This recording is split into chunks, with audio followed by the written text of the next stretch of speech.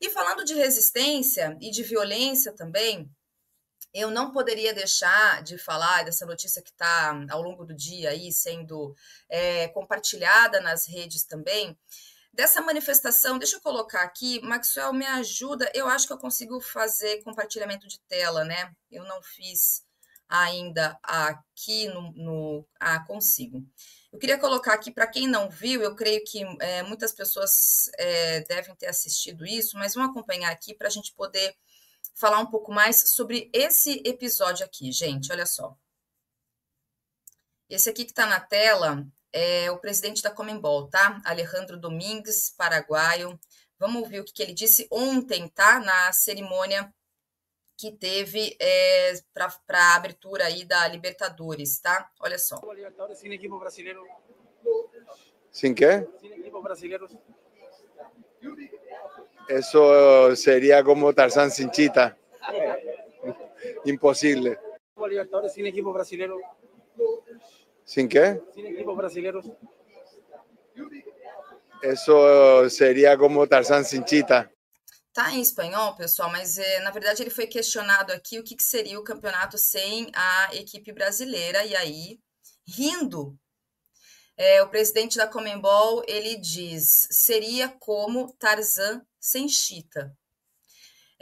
Claro que essa manifestação, ela foi compartilhada, e a gente está falando sobre ela aqui ao longo do dia. Muita gente, inclusive, diz que isso foi ingênuo, que ele tentou ali falar de maneira assustada. Não, gente. Essa fala ela é muitíssimo, muitíssimo bem escolhida, tá? Ele fala rindo, inclusive, porque isso é mais um episódio do que a gente chama de racismo recreativo.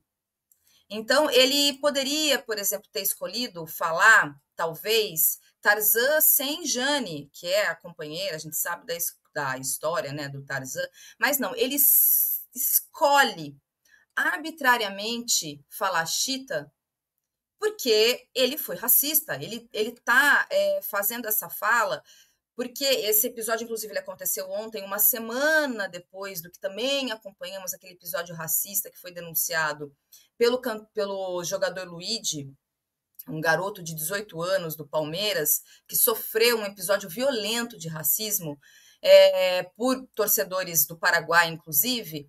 E aí ele, então, ri, faz essa piada. Foi uma piada consciente, intencional, e não adianta fazer esse tipo, pelo menos na minha avaliação, tá? Depois desse tipo de violência, ele vir e fazer, porque ele fez uma nota, eu vou colocar aqui na tela também, gente, para vocês, para a gente poder ler junto, de pedido de desculpas, tá?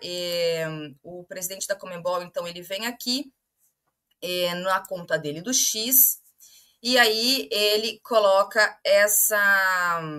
ele faz essa publicação. Ele diz o seguinte: em relação às minhas recentes declarações, quero expressar minhas desculpas. A expressão que utilizei é uma frase popular, e veja bem, jamais tive a intenção de menosprezar nem desqualificar ninguém. A Conmebol Libertadores é impensável sem a participação dos clubes dos 10 países membros. Sempre promoveu o respeito e a inclusão no futebol e na sociedade, valores fundamentais para a Conmebol. Reafirmo meu compromisso de seguir trabalhando por um futebol mais justo, unido e livre de discriminação.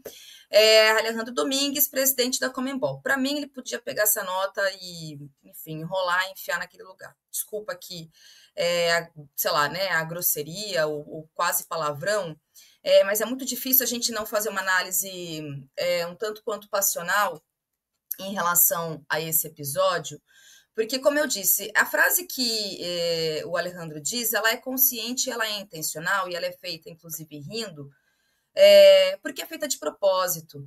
Então, essa nota é uma nota cínica, e é sempre muito fácil, depois que você comete uma violência desse nível, você vir publicamente e dizer, desculpa, não foi minha intenção, eu respeito, etc. E, gente, isso tudo aconteceu, como eu falei, né, em razão do episódio que aconteceu na última semana. Acho que foi na última semana, né, gente? Eu acho que foi na última semana que o jogador Luigi ele sofreu aquele ataque racista. E a resposta da presidenta do Palmeiras, a Leila, ela foi muito contundente. Eu acho que é bastante importante para que a gente consiga compreender que não dá para apenas... deixa eu colocar aqui para vocês acompanharem, porque, inclusive, foi motivada essa pergunta, tá, em razão da participação dos clubes brasileiros no campeonato. Olha só, a Leila, ela faz essa declaração aqui, e aí por isso, inclusive, que motivou a pergunta e, então, a resposta do presidente da Conmebol. Vamos acompanhar. Nós temos que tomar medidas firmes com relação à Conmebol, porque não é possível. O Brasil representando 60% da receita da Conmebol e os clubes brasileiros sendo tratados dessa forma. Eu vou lançar até uma ideia, tá? Uma ideia, uma reflexão para todos nós. Já que a Conmebol não consegue coibir esse tipo de crime, como a Conmebol não consegue tratar os clubes brasileiros com o tamanho que os clubes brasileiros representam para a Conmebol, por que não pensar em nós nos filiarmos à CONCACAF? Saímos da Conmebol e vamos para a CONCACAF, sabe? Eu acho que só assim, vão respeitar o futebol brasileiro, que o futebol brasileiro não está sendo respeitado pela Conmebol. Então é uma coisa para se pensar. Eu vou até conversar isso, eu tenho uma reunião quarta-feira na CBF, conversar com os clubes brasileiros que vão estar lá e com o presidente Edinaldo, que é uma semente para se plantar. Já que não somos respeitados aqui pelo órgão que controla o futebol da América do Sul, por que não irmos para a CONCACAF? Com certeza, financeiramente, para todos os clubes brasileiros, seria muito melhor.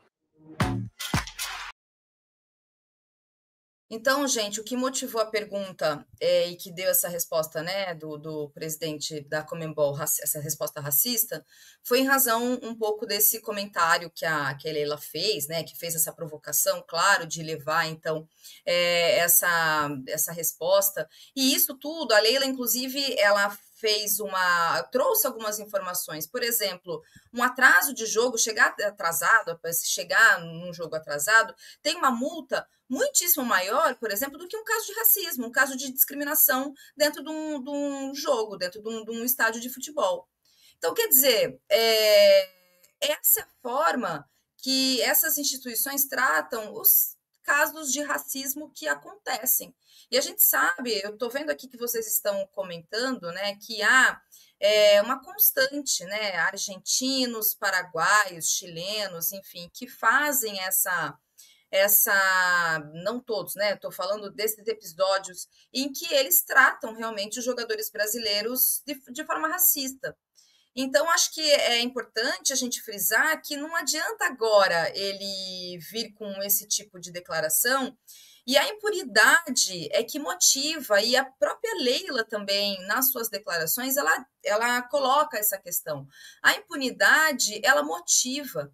Quando nada acontece, e aí, veja bem, está referendado a partir desse tipo de posicionamento, desse tipo de manifestação racista do presidente da Conmebol, que os torcedores venham a fazer o que fazem. É isso que acontece. Então, se a gente tem o presidente de uma instituição que faz esse tipo de piada racista, comete racismo recreativo, qual é o sinal que ele está dando para esses torcedores que vão para os estádios e cuspiram contra o jogador Luigi? Cuspiram. A pessoa embalava uma criança no colo imitando um macaco e cuspiram contra o menino, um garoto de 18 anos. E aí, logo em seguida, eu não vou colocar esse vídeo, eu até pensei, mas eu não vou colocar porque ele é muito violento, é muito difícil ver um garoto de 18 anos chorando após ter sofrido aquele tipo de violência. E aí ele dá uma aula para aqueles jornalistas e questiona. Então o garoto diz, vocês não vão perguntar sobre o que aconteceu comigo? Vocês não viram o que aconteceu comigo? Como é que um garoto, como é que uma pessoa, depois de ter passado pelo que passou, tem condições de sentar numa coletiva de imprensa E vai o quê? Ficar falando sobre, olha, o que aconteceu no jogo, porque foi isso, porque foi assado, porque fazer uma análise do que aconteceu no jogo. Não tem a menor condição. Então, acho que, para mim também, depois que, né, que aconteceu esse episódio e vendo a indagação e a revolta do Luigi, né, esse garoto, esse jogador do Sub-20 do Palmeiras, me coloco também para pensar e coloco aqui para a gente poder pensar junto uma falta de sensibilidade por parte de jornalistas, sabe? Desses jornalistas que simplesmente ignoram e ficam centrados em pensar tecnicamente, em tentar passar uma informação e não consideram que foda-se todo o resto. Uma violência aconteceu naquele momento. E aí o Luigi vem e ele fala para os jornalistas: ninguém vai me perguntar sobre o que aconteceu? Então fica aqui também uma lição para que aqueles profissionais de imprensa tenham essa sensibilidade de observar que tem uma violência acontecendo e foda-se o resto. Isso precisa ser falado, isso precisa ser dito. Precisou um garoto de 18 anos, depois de ter passado pelo que aconteceu, e indagar e dizer para os jornalistas: olha, ninguém vai me perguntar, vocês não viram o que aconteceu? Então, fica aqui também uma lição, sabe? Sobre esse episódio. Sobre, claro, né, o Brasil sair da Conmebol e ir para a CONCACAF, né? Eu não vou aqui também me debruçar muito sobre isso, viu, gente? Eu não sou uma especialista, eu nem acompanho tanto futebol para poder me alongar muito. Eu só vim trazer um pouco aqui desse fato e um pouco da nossa indignação sobre o que a gente está acompanhando esses episódios constantes que acontecem não só aqui na América do Sul, como também em jogos na Europa, né, como aconteceu com o Vini Júnior, como aconteceu com o Neymar também lá atrás, como aconteceu com outros jogadores brasileiros, e que o que a gente tem por parte das instituições que estão à frente, né, que organizam esses campeonatos todos, é o que? Uma passividade. E a impunidade que segue acontecendo, e isso é um sinal para que esses crimes continuem sendo feitos por esses torcedores todos. E aí, né, muitos questionamentos, por exemplo, mas ele não pode ser enquadrado pelo crime de racismo. Olha, ele não estava no Brasil, ele não é brasileiro, o crime de racismo está previsto na nossa legislação, eu não sei como é que funciona, eu não sei nem exatamente onde que foi esse evento, viu, gente? Da Conmebol, que deu abertura aí com relação aos jogos da Libertadores da América, mas ele não pode ser enquadrado segundo a lei brasileira porque ele não estava aqui.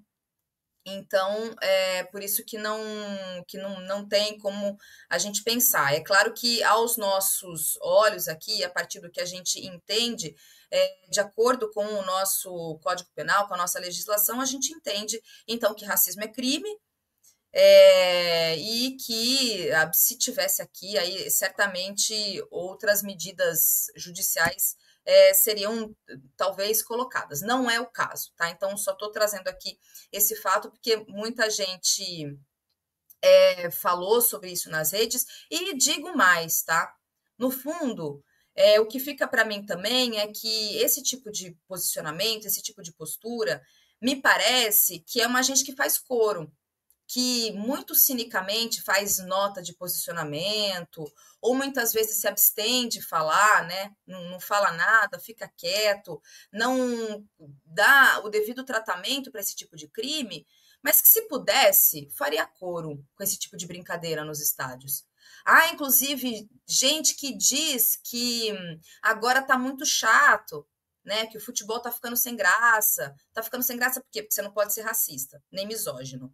É isso, por isso que tá ficando sem graça. Então, fica aqui esse comentário, essa nossa indignação. Vamos lembrar que, claro, futebol também é cultura brasileira, né? A gente sabe muito bem o quanto o futebol ele permeia as nossas relações todas, né? Então, por isso que é importante a gente poder trazer um pouco aqui dessa questão no nosso programa aqui no Cultura Brasileira.